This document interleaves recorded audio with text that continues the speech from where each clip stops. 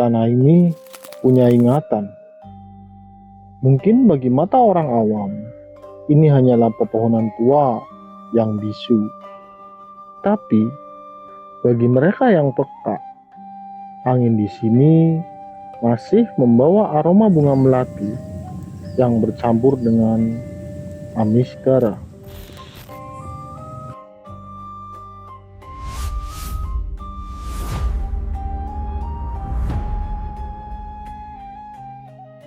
Kanca lensa. Ada satu pantangan tak tertulis bagi kaum laki-laki di hutan ini. Jangan pernah datang dengan hati yang bercabang. Jangan pernah melangkah dengan kesombongan. Karena di balik rimbunnya semak belukar ini, sang primadona masih mengawasi, menunggu siapa yang ingkar janji. Mari kita putar waktu ke ratusan tahun ke belakang, saat tanah ini masih berupa alas atau hutan belantara yang dikuasai sunyi. Alkisah, dari arah selatan terdengar gemerincing gelang kaki yang memecah keheningan. Sebuah rombongan seni melintas, 9 wanita dengan paras elok. Di tengah mereka ada satu sosok yang kecantikannya mampu membuat burung lupa mengepakkan sayap. Dialah Nyai Rantamsari. Tapi Cak, kecantikan mereka bukan kecantikan biasa. Konon, setiap malam bulan purnama, Nyai Rantamsari dan para penarinya melakukan ritual mandi sendang, tersembunyi tak jauh dari sini. Rambut hitam panjang terurai menyentuh air. Kulit bersinar di bawah rembulan. Kecantikan alami inilah yang konon membuat dayang atau makhluk halus penguasa hutan ini pun jatuh hati dan bersumpah melindungi mereka. Di tanah lapang inilah mereka beristirahat atau deprok, cikal bakal nama tempat ini. Namun, kecantikan Nyai Rantamsari menjadi kutukan. Kabar pesonanya menyebar lebih cepat dari api membakar ilalang. Para lelaki dari desa sekitar berdatangan. Awalnya mengagumi, tapi setan punya cara halus untuk masuk. Kekaguman berubah menjadi hawa nafsu. Nafsu berubah menjadi obsesi. Mereka mulai mabuk kepayang, lupa anak istri, dan di tanah suci ini mereka mulai sesumbar, saling pamer kesaktian, saling tantang, bahkan bersumpah serapah demi memperebutkan sang nyai.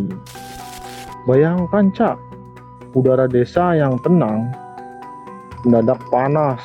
Hawa nafsu dan kesombongan manusia kotor itu telah membangunkan amarah hutan ini. Nyai Rantamsari murka.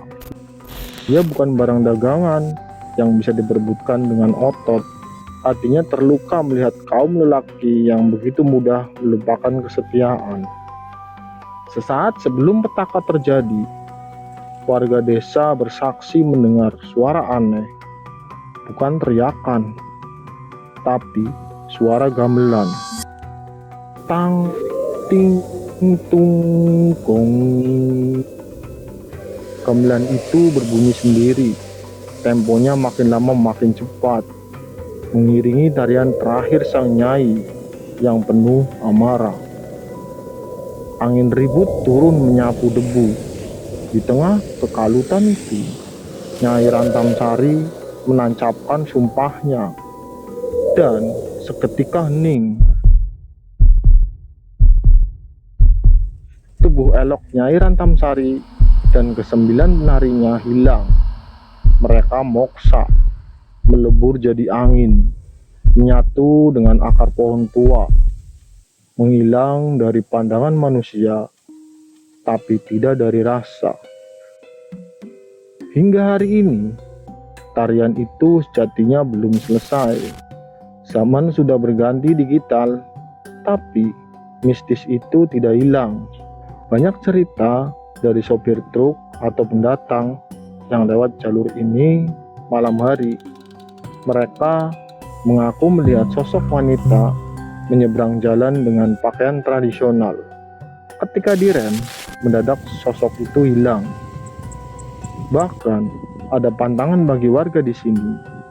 Jika menggelar hajatan, jangan pernah memutar lagu Gending Jawa kesukaannya Nyai Rantamsari. Karena jika nekat, pengantin wanitanya bisa kerasukan dan menari tanpa henti. Maka dari itu Kanca Lensa, jika kalian laki-laki dan kebetulan lewat hutan ini, jaga mata, jaga hati, dan jangan pernah sombong, karena Nyai Rantamsari masih mengawasi siapa yang setia dan siapa yang ingkar janji.